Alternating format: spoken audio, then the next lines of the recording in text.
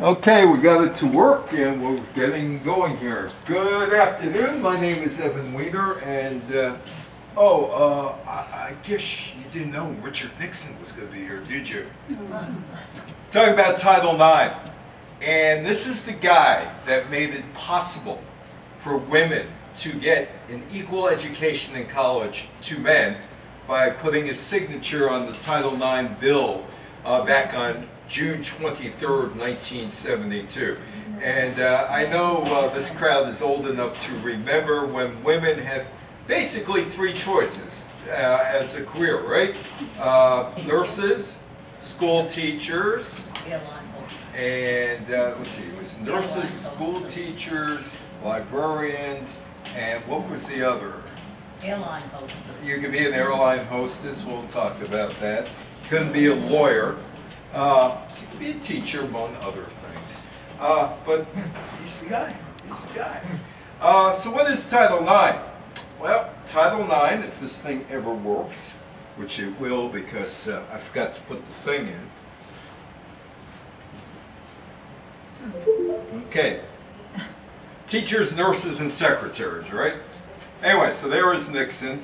And it's called the Patsy T. Mink Equal Opportunity Education Act, or the Education Amendments Act of 1972, or Title IX.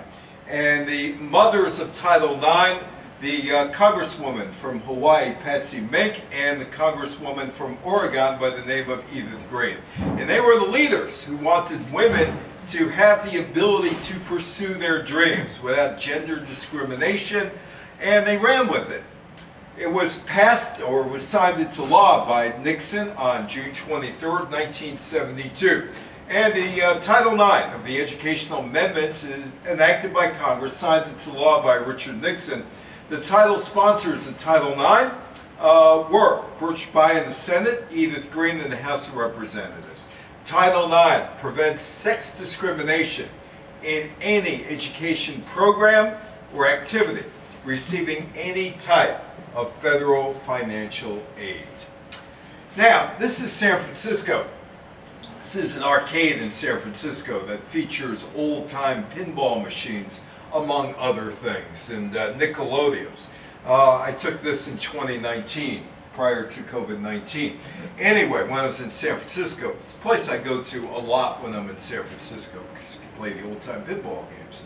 Anyway, they have a Nickelodeon. To be happy. See what every married woman must not avoid. Nickelodeon from the 19-teens. Well, yeah, it's like, hey, make sure your husband's happy all the time. Make sure that his dinner is on the table all the time. Make sure you dress up and greet him at the door all the time. But you know, in the 1920s, there were flappers. I don't know if any of you were related to any of the flappers. If your mother said I was a flapper or not. But the flappers came into being right after World War I, right after the women got the right to vote in the United States. And they were pretty progressive, and they were a new type of woman. They weren't going to sit there worried about what their husbands were thinking. A young woman with a short bob hairstyle, cigarette dangling from her painted lips, dancing to a live jazz band, doing the Charleston. Flappers romped through the roaring 20s, the 1920s, enjoying new freedoms, ushered in by the end of World War I and the dawn of a new era of prosperity, urbanism and consumerism. There are the flappers. This guy looks like Ringo Starr with bad teeth. Look at him. That's what it looks like. And that other guy looks like a young Orson Welles. Anyway, the flappers. The 1920s, or 1920s decade, and in 1920, kicked off in the United States with the passage of the 19th Amendment, which gave the women the right to vote. Women also, excuse me? White women. Yes, white women. Asians didn't get the right to vote. Asians, it would take a while to get the right to vote. Well, it was white women. Black women got the right to vote, but mostly it was white women. Women also joined the workforce in increasing numbers, participated actively in the nation's new mass consumer culture, and enjoyed more freedom than ever before. Despite the freedoms that was embodied by the flapper, real liberation and equality for women remained elusive in the 1920s. And once the Depression hit, it's back to the kitchen for women. That's where women, where's her place? In the home. But during World War II, something happened. The men went off to war, and the women had to take the man's place in jobs. Rosie the Riveter. That's not Norman Rockwell's Rosie the Riveter. Rosie the Riveter was the star of a campaign aimed at recruiting female workers for defense industries during the 1940s, World War II. And she became perhaps the most iconic image of working women to this day. American women entered the workforce in unprecedented numbers during the war. Between 1940 and 45, female percentage of the U.S. workforce increased from 27%, 1 in 4, to 37%. And by 1945, nearly 1 out of every 4 married women worked outside the home. That is Norman Rockwell's Rosie the Riveter. He actually apologized to the model for making her look huge when she wasn't huge. But anyway, there she is. Rosie or Naomi? Well, that's Naomi, who may have been the, she may have been, when they were looking for pictures of women to become Rosie the Riveter, she may have been the prototype. That is Naomi Parker Fraley, who is photographed in the machine shop at the Naval Air Station, Alameda, California, outside of Oakland. And that could be Rosie. This is was a 1942 picture, and she is sporting a polka-dotted bandana. No one knows for certain who the real Rosie was in terms of that Rosie. The call for women to join the workforce during World War II was meant to be temporary. And women were expected to leave their jobs after the war ended and the men came home. Gave a talk once, well, more than once, at the West Orange, New Jersey Library. I got a question. How many of you were married? How many of you were married? Sure. We were all married. Did you have a first name? Yes. When the wedding invitation came, was it addressed to Mr. and Mrs. So-and-so? Yes. No, mine was to Dr. and Mrs. So-and-so. Oh, okay. Well, it's, That's not his boy. but was your name on the the invitation? No. No. No. West Orange Public Library opened in 1959. Library Board of Trustees, Mrs. Simon Griffinger. Mrs. Simon Griffinger was the president of the West Orange Library. She doesn't have a first name. No. Samuel A. Cristino has a first name, right? Roger W. Doring has a first name. Herbert J. Dwyer has a first name, but Mrs. Alex J. Katz, does she have a first name? No, That no. lasted a long time. James J. Sheeran, the mayor, he has a first name. Dr. Rexford S. Souder, he has a first name. And William E. Lehman, architect, has a first name. Gave this talk about 5 years ago in Riverdale. And the woman says to me, you know, you depressed me. I said, why? She said, I never knew I didn't have a first name. Morris was a good provider. I loved my husband and all, and he took care of me. But you know, I'm thinking of it, I never had a first name. All the wedding invitations, all the bat mitzvah invitations, it was Mr. and Mrs. So-and-so. That's right. My name wasn't on there. And you reminded me, I didn't have a first name. An ad for an airline stewardess. I gave a talk in Ridgewood, New Jersey once. And I'll tell you about the woman in a second, because she said this was all true. Welcome aboard Delta Airlines, 1965. Stewardesses, applicants must be between the ages of 20 and 26, never married, and in radiant good health. Must adhere to strict figure control standards. And the woman said that she would come into work Almond just came up. And she'd come into work, and they'd take a tape measure out to check her measurements to make sure she didn't gain weight. And then they'd put her on the scale. If she was like 2 pounds over, they would dock her pay. Straight teeth and legs, clear, smooth skin, willing to retire between the ages of 30 and 32 to take on the greater complexities of marriage.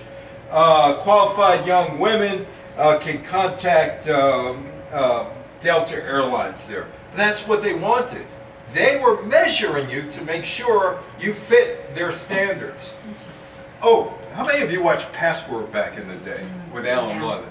Okay, here's Carol Burnett, who, by the way, is celebrating her 90th birthday in about 2 weeks. I don't know if you know this or not. About 2 weeks, NBC is doing a 90 birthday salute to Carol Burnett. So watch your TV listings, check your TV listings for time and channel in your area. But NBC is celebrating the 90th birthday of Carol Burnett with Julie Andrews. Julie Andrews is going to be on, and Cher is going to be on. Anyway, so here's Alan London, and there's Mitch Miller, and they're playing Password. Now, when the men came to be the guests on Password, or contestants on Password, Alan London would say, "What do you do for a living?" Whereas if the woman was a contestant, if it was a Mrs., "What does your husband do for a living?" Or if you were single, "Are you a working gal?" And that's not only Password, that was on every TV show, and that's the mid-60s. I don't know if you remember Family Passports.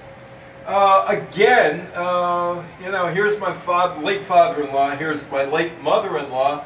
His name is on here, but her name is not on the family passport. Her picture is on there. She wasn't even worthy enough to get her own passport. And this is about 1960, wow, this is valid, issue date 1968, valid to 1973. 1968. We had separate I had my own passports. passport. Separate passports. Well, a lot of people had family passports. Say my passport. Yeah. I have my children on I mine. had Yeah. my own passport. I Yeah. had my Well, own. some do and some don't. Many people didn't. Oh, that's my friend Fran over here. She was a she wanted to be a geologist. She graduated high school around 1955. Aced every test. Valedictorian of the high school. And Fran wanted to be a geologist. All of the people in her family were geologists, the men, and she wanted to do it. And she has all the marks. She could be a great student. And she would go to schools trying to get into geology school. And no, no, no, no. Finally, one day she asked the guy, "Well, why are you turning me down?" And she said to me and my wife, she said, "You know, Fran, you're too pretty. You're too pretty. And we go out on digs, the guys are going to look at you and not concentrate on digs. Therefore, we can't have you in our geology school. Thanks anyway." She went on to be a teacher, and she was a department head at some colleges. But she was told she was too pretty to become a geologist. She had the grades and all, but she was too pretty. Oh, remember Jack Jones, the singer? Oh, yeah. Okay, one of the most, now it would be called misogynist, but back in the day it was a chauvinist song. Written by Burt Bacharach and Hal David. Burt Bacharach just passed away. It was called Wives and Lovers. You ever hear the song Wives and Lovers? Yes. Okay, it's really, it tells the guy, the woman, you know, if you don't dress up and greet them at the door with a kiss and looking good, you know, there are a lot of women where he works as secretaries that he may decide to stay with them because you're not good enough just cooking, you better look good. Anyway, Wives and Lovers, Jack Jones. May 12th, 1964, Jack Jones won the Best Vocal Performance, male, at the 6th Annual Grammys. But there was a problem with the song. Hal David, Burt Bacharach doing the song. Day after day, there are girls at the office, and the men will always be men. Don't send them off with your hair still in curlers. You may never see him again. Well, there's Jack Jones, and he talked about that song in 1999. My favorite song is not Wives and Lovers because it either creates a laugh or someone raises a fist, like women power. Back in the day when the National Organization for Women was formed, 1966, they were irate and they blamed the whole thing on me. I didn't even write it. And I won a Grammy for it. Wives and Lovers is a very chauvinistic song telling about a woman that she must mind her looks and her hair and her makeup and be ready for her husband when he gets home from work, like that's all she has to do. It didn't sit well. When I sing it, I say in the middle of it, can you imagine me singing this to Gloria Steinem? Well, that's the world of the 1960s and the world of Patsy Mink. Patsy Mink was a congresswoman from Hawaii beginning in 1965. And she was valedictorian of her high school, Maui High School, in the U.S. territory of Hawaii. It wasn't a state yet.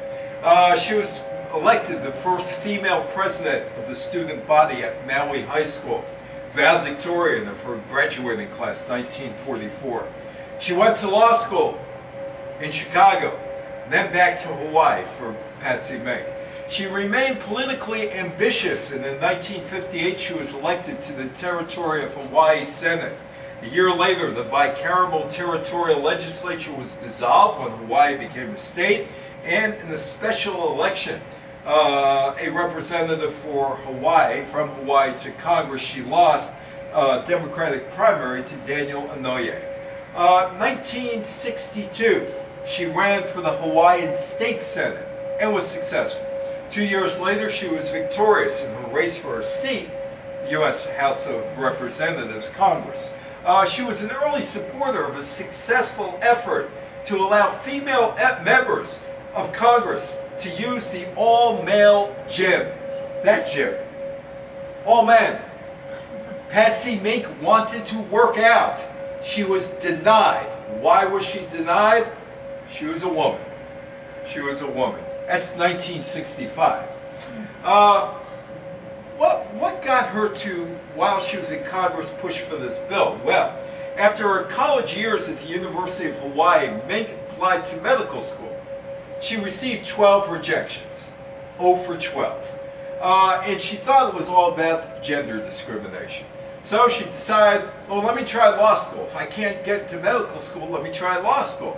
And she's denied a job at a law firm because she was a married woman. She started to, she wanted to open her own practice, but the government officials, territory of Hawaii, allowed only residents of Hawaii to take the bar exam. Wait a second.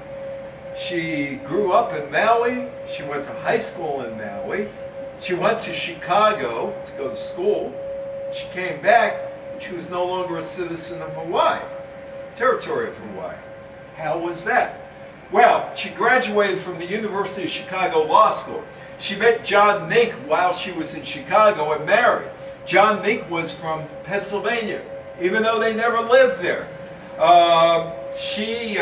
Because he was a mainlander and she married a mainlander, she became a non-resident of Hawaii.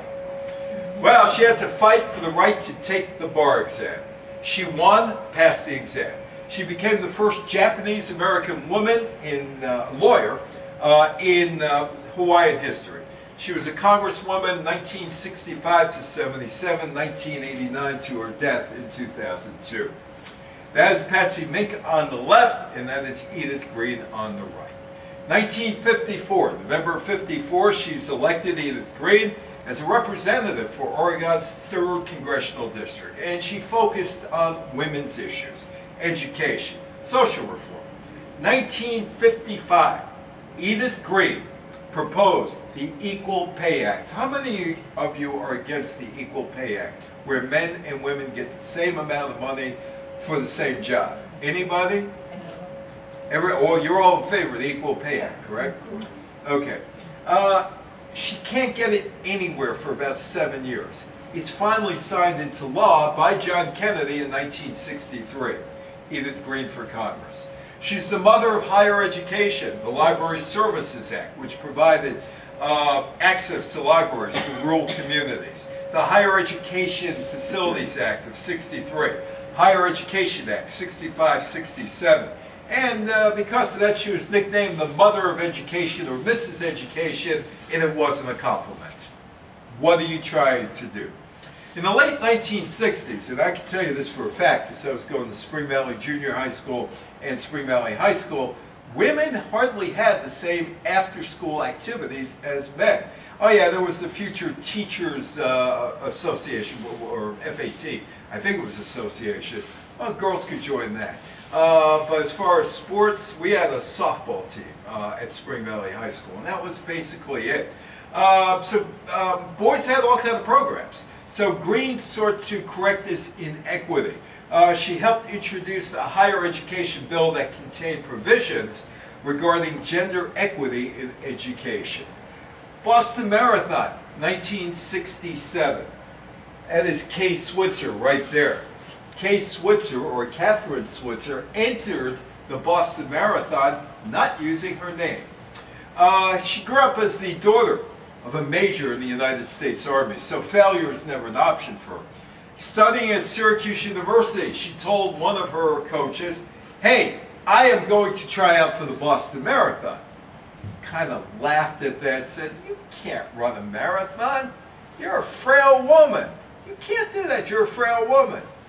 Which leads me to think, if you're a frail woman, if you're all frail women, how come on average you outlive men?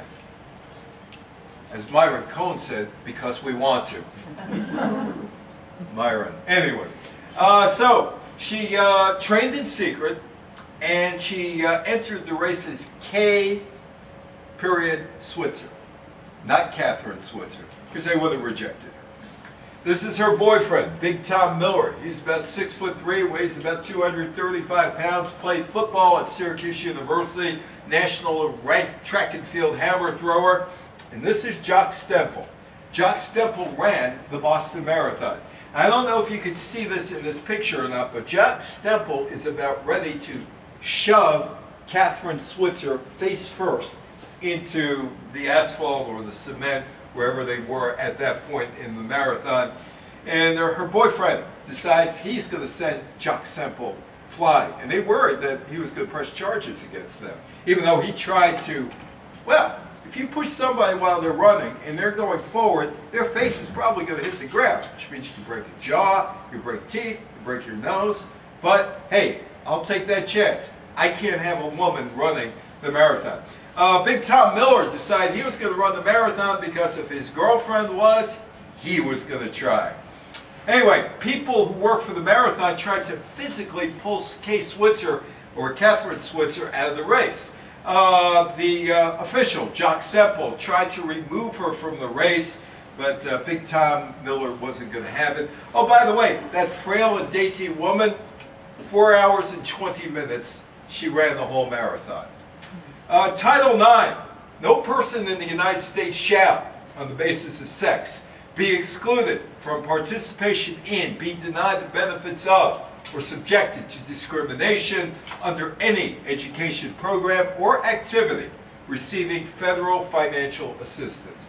I can look at this crowd and I know you all graduated high school prior to 1972. I graduated high school in 1973. There is a dividing line. There is an absolute dividing line if you were in high school.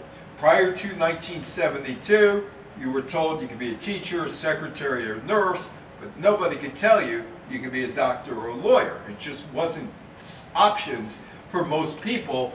Guidance counselors wouldn't tell them. And I've talked to people from 1972, 73, that's my class, 74, the year after. I know 2 women who became lawyers. And they were told in 1972, 73, hey, you could be a doctor, you could be a lawyer, all because this law was passed. Now, my wife is slightly older than me, and she's prior to 72. She could have been a doctor or a lawyer. She's smart enough. Don't tell her I ever said that, because I'll never live it down. That's a secret between us. But she ended up becoming a music teacher and went to Juilliard and all. But, yeah, I was explaining. She said, well, what are you talking about Title IX? I said, how you were screwed over. And then she realized that, yeah, she was screwed over, like a lot of women. Title IX was highly controversial. Although some supported the law, others thought it would be too dangerous.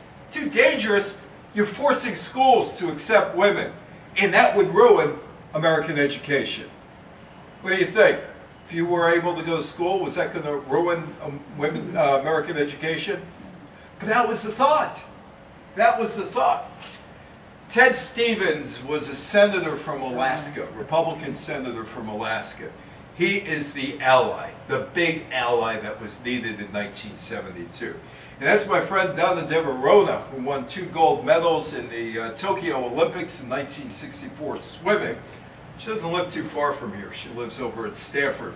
And Donna is one of the people who helped me with this talk, along with Nancy Hogshead and Harvey Schiller and Shelley Saltman, and I'll talk about all those people. But Donna is the one who gave me a lot of information about this talk, so thank you, Donna. Donna DeVerona says, without Senator Stevens as a co-sponsor, I doubt Title IX would have survived.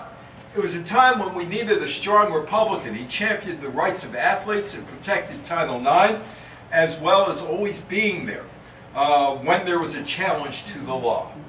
And there is Harvey Schiller, and there is Ted Stevens, and there is Donna DeVerona. Why Title IX? Why did Stevens literally move heaven and earth in the Senate for Title IX? He was an avid tennis player. He was able to see value in sports and recreation, both in his personal and professional lives. Title IX provided women with equality in sports. It's my 9th grade teacher, Stuart Gates, Spring Valley Junior High School. This is either late 1969 or early 1970. I'm in 9th grade. Stuart Gates decides he is going to tell us, he is going to impart his wisdom about the rest of our K through 12 education. So he gathers all of us, and I have to tell you, I'm a year ahead. I was thrown out of kindergarten and I was thrown into 1st grade, so I'm the youngest one there. So I'm 13. But I remember this totally. I've asked other people who were in the class. They said, we don't remember this. I said, I am going to remind you. So he's looking around and he says, you're in 9th grade, you're leaving this building. Next year you take the PSATs when you get to the next building, Spring Valley High School, new building. And then you take the real SATs in 2 years when you get to 11th grade. Then in 12th grade, you begin to decide what you want to take in college and what college you want to go to. And for the women here, you're going to major in 3 letters. MRS. That was 1969-70. I'm 13 years old, and to this date, it had an impact on me, impact on my daughter. It's going to have an impact on my granddaughters, because I'm already telling them, they're only 3 and a year and a half, don't put up with anything. That's Stewie Gates. And you girls, some of you are going to college to major in 3 letters. MRS. How many of you heard that? You heard that? Nobody else heard that? Oh, I heard that. Oh, yeah. Oh, of course, all of you. So this is Birch Bayh, Indiana Democrat, in the Senate. And I got that speech in 1969, 1970. This is Birch Bayh on the floor of the Senate. In his remarks, Bayh stated, we're all familiar with the stereotype that women are pretty things who go to college to find a husband and who go to graduate school because they want a more interesting husband, and finally marry, have children, and never work again. The desire of many schools not to waste a man's place on a woman stems from such stereotypical notions. Many years ago, I gave a talk over at the Atrium at Stanford, and there was a guy in the back that read that. He said, can I interrupt you for a second? I said, sure, go ahead. He said, I went to medical school in 1960. 96 people in that class. 92 men, 4 women. Director of the school told the 4 women, everybody sitting there, told the 4 women to stand up. They stand up. And he says, what are you doing here? Are you here to find a husband? Is that what you're here for? You're here to waste our time? You're going to go to school? We're going to teach you how to be doctors, and you're going to find a husband, and that'll be the end of that? That's what the speech was in 1960. I did a cruise ship a number of years ago, and there was a veterinarian who went to Penn State or Penn, I forgot which one. He said there were 65 people in this class, 55 men, 10 women. Same talk in 1965. And then he said, incidentally, he said, we're all still alive. He said, the 55 men, they're old farts like me on a cruise. The 10 women are still working. Anyway, but these facts absolutely contradict these myths about the weaker sex. And it's time to change our operating assumptions. While the impact of this amendment would be far-reaching, it's not a panacea. It is, however, a first important step in the effort to provide the women of America something that is rightfully theirs.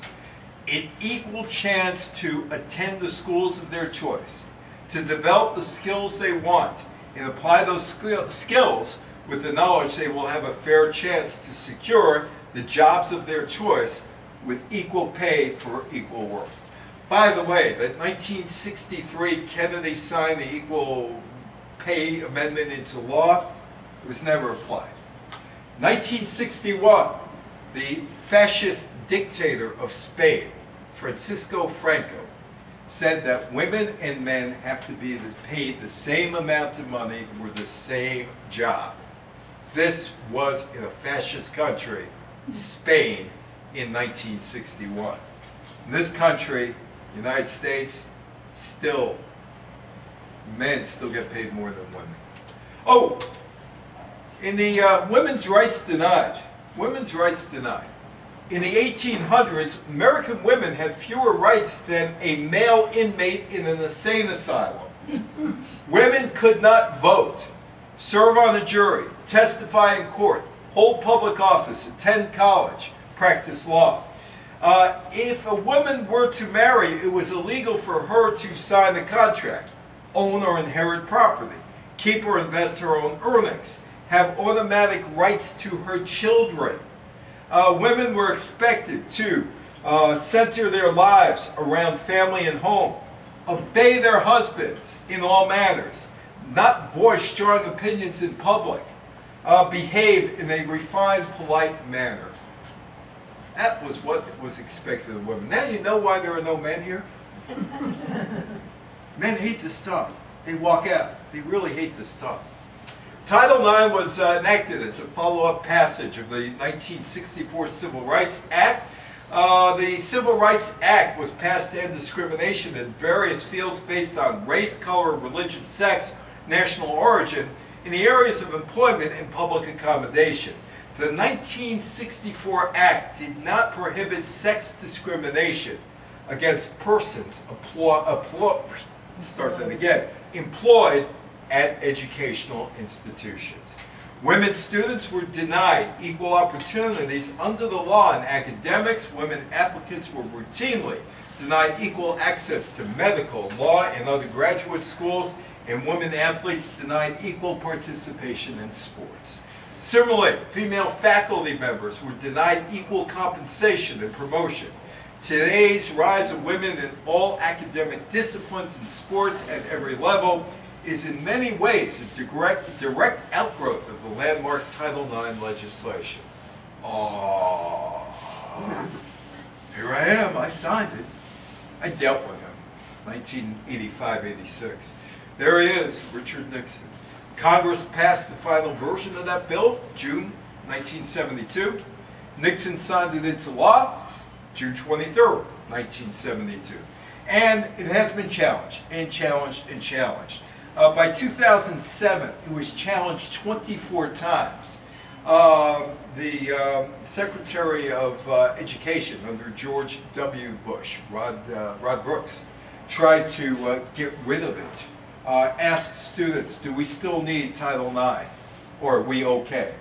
Yeah, you still need Title IX. And he signed the bill. Goodbye. But he signs the bill and he doesn't talk about it.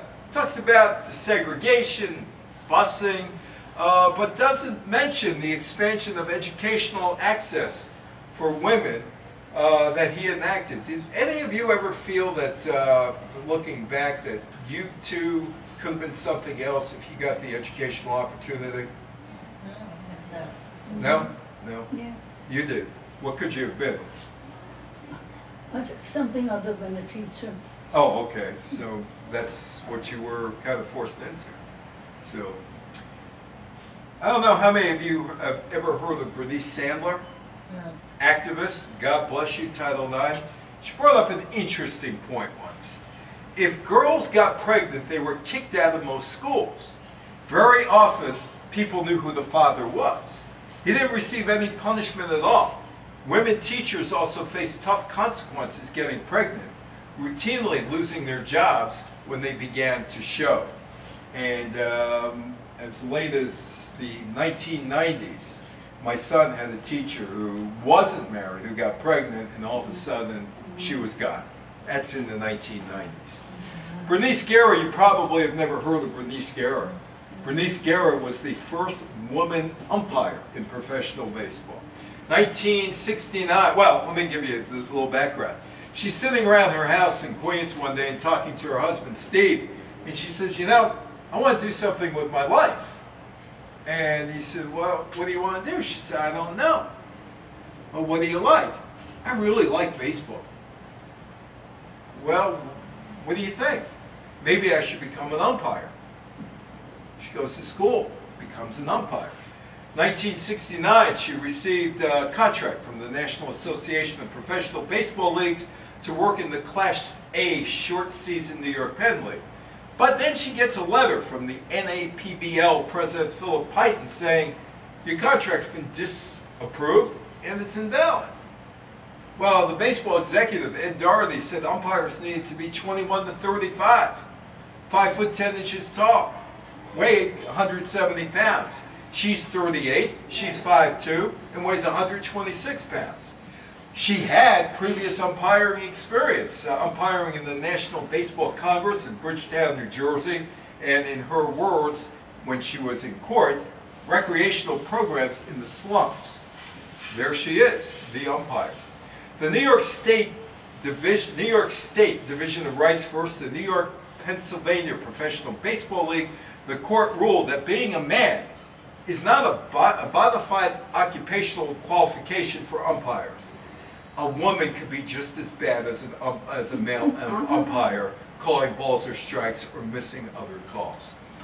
On June 24th, the day after Nixon signs Title IX, Guerra, after 3 years of court battles, gets onto a minor league baseball field. She umpired the Class A minor league game between Geneva Rangers, Texas Rangers affiliate, and the Auburn Phillies, Philadelphia Phillies affiliate of the New York Penn League, Geneva. And there she is, getting ready to go to work. The night before, 8 men cursed Guerra and shattered the light outside of her hotel room. Can you imagine this? She's staying at something no better than a hotel, Motel 6 or Super 8, and these guys are so upset, they come to throw rocks at where she's staying in the hotel, knocking out lights and bothering people in general. Can you imagine the mentality behind that? The afternoon before the game, she stayed inside her motel room, studying baseball plays and professional rules. She didn't eat. Her stomach churned at the mention of food. She finally gets onto the field, peeling potatoes. There she is. She's finally there. She's berated by the Auburn manager, Nolan Campbell, for reversing a double play call. Guerra resigned between games of the doubleheader, citing lack of cooperation from her fellow umpires. Campbell told her, you should be in the kitchen peeling potatoes. The other umpire working with her put his arm around Campbell and walked him back to the dugout. The other umpires did not support her. There were only 2 that day. That's at that level of minor leagues, there were only 2. Bernice would always say, I could beat them in the courts, but I can't beat them on the field. That's Steve Guerra. That was her husband being quoted. The woman in blue, Bernice Guerra, the first woman umpire. After the final out, she left the field, gets into her car, she broke down. She resigned. And some of the members of the Women's Lib organization said, it's terrible. You got to keep at it. But she said, you know, I can't do it. She said her resignation closed, oh, they claimed, the National Organization of Women, her resignation closed the door for other women in baseball. But she countered saying, how could I close a door that was never opened? It's my father-in-law who was a groupie with Billie Jean King. I love Billie Jean King. Question about you, Billie Jean King. Civil rights pioneer or not? Yeah. Yeah. Maybe not at the level of Martin Luther King or John Lewis, but certainly for women, she is a civil rights pioneer. Like I said, I love Billie Jean King, and she used to be a spokesperson for the HU. She used to have a place on 86th Street in Manhattan. She was a pioneer. She got people's attention before that made-for-TV extravaganza, the Battle of the Sexes showdown in Houston, Texas. I'm going to talk about that in a couple of minutes because down the phone, Shelley, you can't reach me. My friend, the late Shelley Saltman, promoted that, so I'm going to give you some stories. While Mink was pushing ahead, the women's tennis world stalled. Women's tennis was stuck in old traditions. It left women as second-class citizens, and Billie Jean King decided to push ahead. And there she is 56 years ago. In 1967, she took on the United States Lawn Tennis Association and its policy of paying top players under the table to guarantee their entry into tournaments. She denounced the USLTA's practices as corrupt and keeps the game as highly elitist. 1968, Billie Jean King won 750 pounds for winning the Wimbledon. The male, Rod Laver from Australia, took 2,000 pounds. Total purses for the men, 14,800 pounds. Women, 5,680 pounds. At the 1970 Italian Open, men's single champion Ilie Nastase was paid $3,500, while King, for winning the tournament, got 6,000. 600 rather, 600, I'm sorry, 600. The USLTA decided that they're going to take some retribution against Billie Jean King and others. You keep talking about us not being fair? Guess what? We're not organizing any tournaments for you in 1970. And they didn't. Here's King in 1972. She pushed for equal prize money in the men's and women's game. After winning the U.S. Open in 1972, she was paid $15,000 less than the men's champion, Nastase. Threatened to sit out the 1973 Open if the prize money wasn't equal the next year. In 1973, the U.S. Open became the first major tournament to offer equal prize money to men and women. You've come a long way, baby, to get to where you are today. You've got your own cigarette now, baby. You've come a long way. Remember that commercial? Condescending, wasn't it? Really condescending. But I had a woman tell me about 4 years ago that it was the first commercial, she didn't smoke, that she felt was aimed at women that wasn't going to sell you dishwashing detergent or floor wax. She didn't like the product, but it treated her like an adult. Virginia Slim Circuit. Philip Morris put up the money for a Virginia Slim Circuit. Formed in 1970, the Virginia Slim Circuit eventually became the basis for the latter WTA Tour. The players, dubbed the Original Nine, rebelled against the United States Lawn Tennis Association because of the pay. The Nine: Billie Jean King, Rosie Casale, Nancy Ritchie, Peaches Barkowitz, Kirsty Pidgeot, Valerie Ziegenfuss, Julie Held, Kerry Melville Reed, and Judy Taggart put their careers on the line. They performed at an outlaw tournament in Houston, and those nine dared the tennis powers to basically say, you want to get rid of us? We want to see you. And the USLTA backed down. Erlen Merlo was the Director of Marketing and Communications for the Philip Morris USA, which made the Virginia Slims. And she said, because Billie Jean King did tell me it was blood money. When we get involved in any promotions, obviously to create a greater visibility for our brand name, but we never ever asked the player to endorse our product. They didn't have to. Virginia Slim signage was all over the place, and the players played. Billie Jean King basically said we needed the money. Nobody else wanted us. We took the money. Brenda Chastain was with the 1999 U.S. women's soccer team that won the World Cup, and she told me, you know what the problem with women's sports and women's business is? Simple. We need a good old girls network to take care of everybody. We need a good old girls network. Credit cards. How many of you had not the store credit cards, but a major credit card in your own name prior to 1974? I probably Couldn't get it. Couldn't get it. No. Couldn't get it, except you could with a husband, father, or brother, or male friend. Billie Jean King pointed this out to me. She said she's winning all the tournaments, she's making the money. Then she was married to Larry King, the lawyer, not the guy who married 8 times to 7 different women.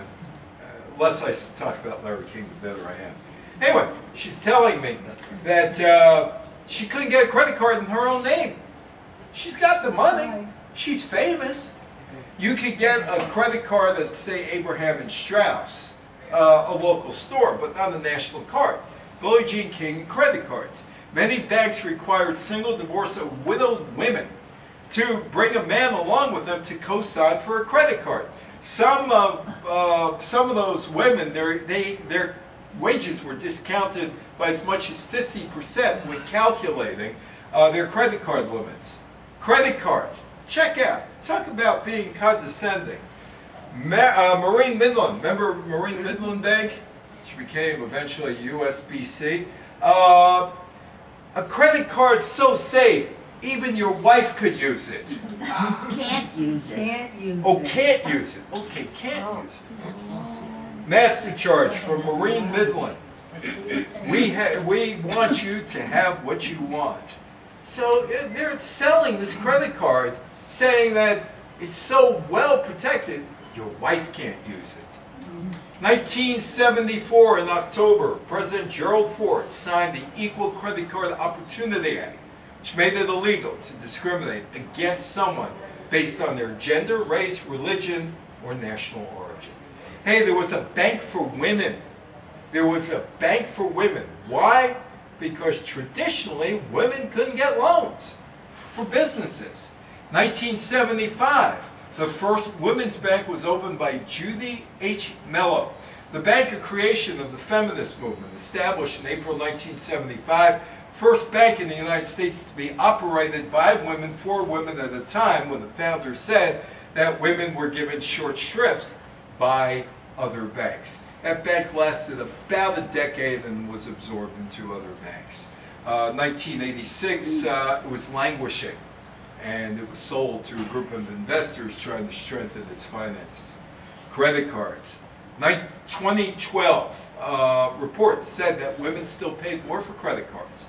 According to a study by the Financial Industry Regulatory Authority, women paid in 2012 half-point higher interest rate than men. Title IX opened the door for women in sports and other fields, including medicine and law. Title IX bars discrimination in any educational program or activity that receives federal funding, including athletics. And that's Birch Bayh. That is the Purdue track and field team, and he's working out with them. But Donna Deverona said when Title IX was passed, they made a fatal mistake. They threw sports in there instead of just saying every aspect of college, medical school, law school, they should have umbrellaed it. And she said by bringing up sports, it has hurt Title IX over the years.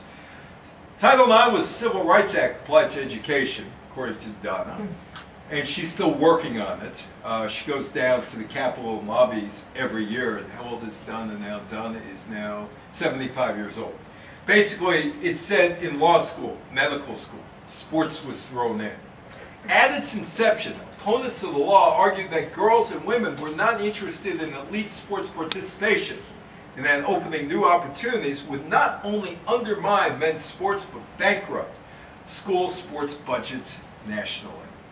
John Tower, Republican from Texas. He is the first guy who went after Title IX. May 20th, 1974. Tower Amendment would exempt revenue-producing sports from determinations of Title IX compliance. The amendment is rejected.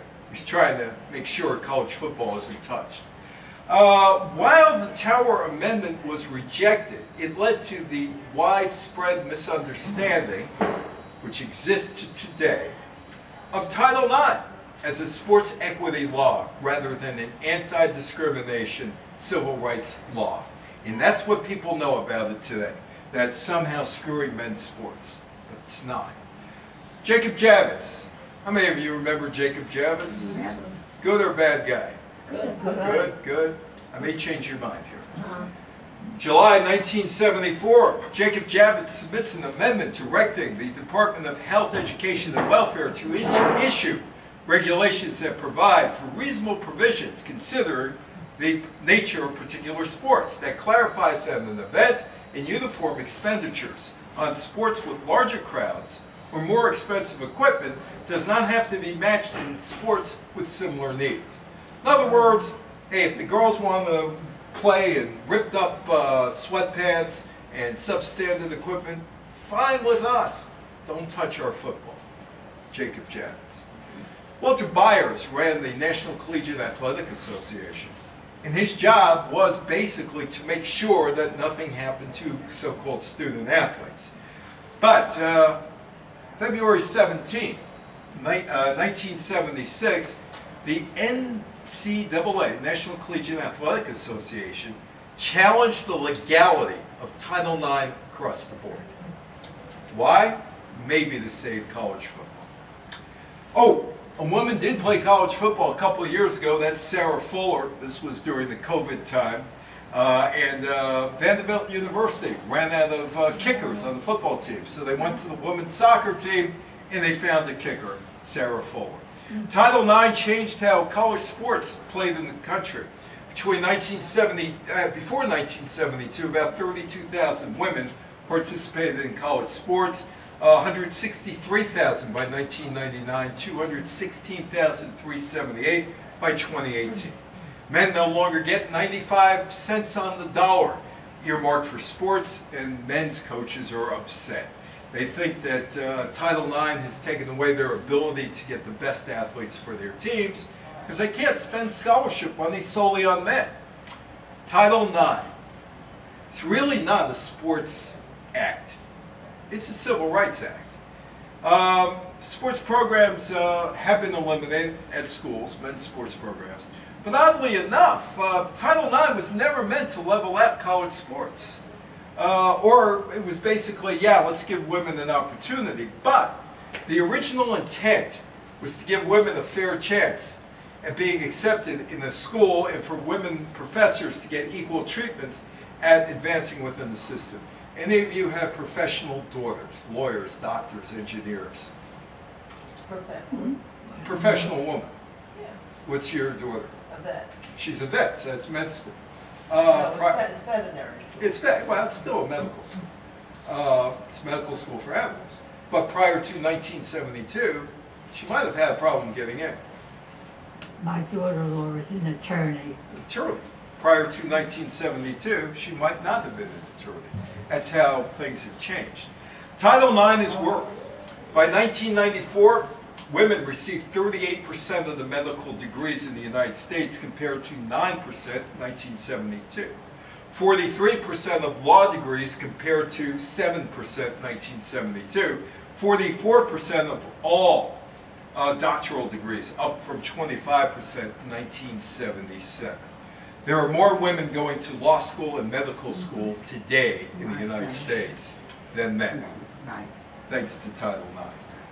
Oh, Shelley, damn it, talked to you in 15 years. It's my friend Shelley Salt, one of the 5 most influential men in women's sports in the 1970s. And he was the brains behind the battle of the sexes between Billie Jean King and Bobby Riggs, to the point where he had the Cleopatra entrance where 4 bare-shirted Rice University track and field members, men, brought her in like Cleopatra, and he got the big busted bosomy buddies of Bobby Riggs, and he got the pig that Billie Jean King gave to Bobby Riggs, and he got the Sugar Daddy lollipop, and how it goes, so was this. Oh, it was a network spectacular. Pre-1972, few lawyers, women lawyers, few doctors, few scientists. I did know one who, and I'm blanking on her name right now, who won the 1978 Nobel Prize in Science, and it'll come to me eventually. Nurse, teacher, secretary were the careers of most women. Girls didn't play too many sports. Girls took square dancing and home economics.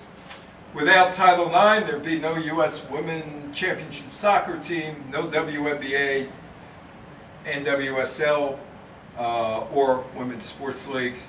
Every female athlete has, in the United States, has benefited from Title IX in one way or the other.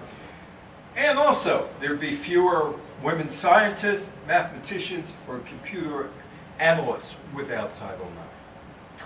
But still second-class citizens in 2021? Women are. This is the training room for men's basketball tournament. That's the women's training room. They look like they went to Costco and they bought something. The men's basketball tournament, COVID-19 days in Indianapolis. Men's teams were given a better COVID-19 test, while the women's teams based in San Antonio got a less accurate test. A less accurate test. The training equipment available to the women's teams was not equal to what the men's received. Oh, by the way, that's the meals. This is the meal for the men, and this looks like a Swanson TV dinner for the women, which is probably what it is. Food options were limited, and there were complaints about the swag bags given to the players. Mark Emmert, who just left the NCAA a couple days ago, issued an apology. He said none of this should have happened, but it did. Men and women did not get equal treatment in what they put them in a bubble, so nobody could come in, made sure that they didn't have COVID and were able to play. He was out of his job by March of 2003. Here's Donna DeVerona last year.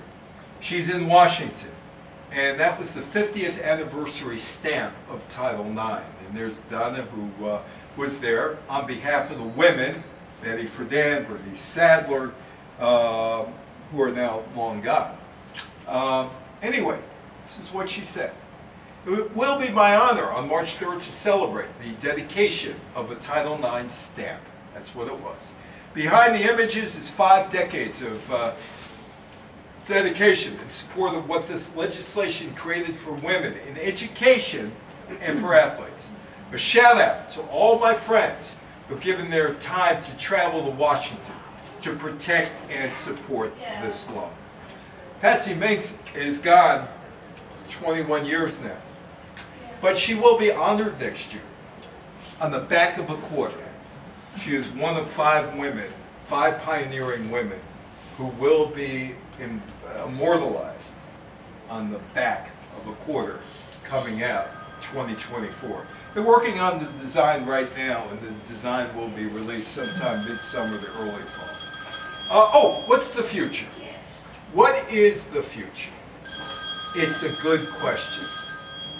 And I'm going to leave you with this. You have to tell your daughters, your granddaughters, your great-granddaughters. Let me ask you this question. Is education for women a right, or is it a law? It's a law. It's a law, but is it a right? Yes, definitely. It's not a right. No? It's not a right. It's the law. And it can be taken away at any moment. It is the law. Even though I don't believe that. that could be taken away? Yeah. Too many women lawyers out there now. No, we got the lawyers. We have- But no, you got, hey, listen, what have they done in the last year? And I'm going to point this out. You say no, but wait, just wait. Hands off Title IX. Women need to know, and education is not a right, only guaranteed through federal law with some provisions. Now, you say no? No. The United States Supreme Court took away national abortion protections. Yeah, right. The Equal Rights Amendment still has not been passed. Women's rights are being cut back in the political culture war noise. So when you say that, no, it's not going to go, see what's going on. See what's going on. Idaho, they want kids as young as 13 back working in the mine. Women have to be very vigilant. They have to tell their daughters, their granddaughters, their great-granddaughters, keep your eye on the ball. Keep your eye on the ball, because a lot of these rights that came about in the 1960s are being eroded. I gave this talk about 5 years ago in New Jersey, and a woman said to me, I'm 75 years old. I went through this. I can't fight this war again. Somebody has to. She told me, I see it coming. I see it coming. Make America great again. When do you want to go back to the 18th century? 19th century? So when you say, no, it's never going to happen, I don't know about that. As far as Title IX, the pollsters got it wrong.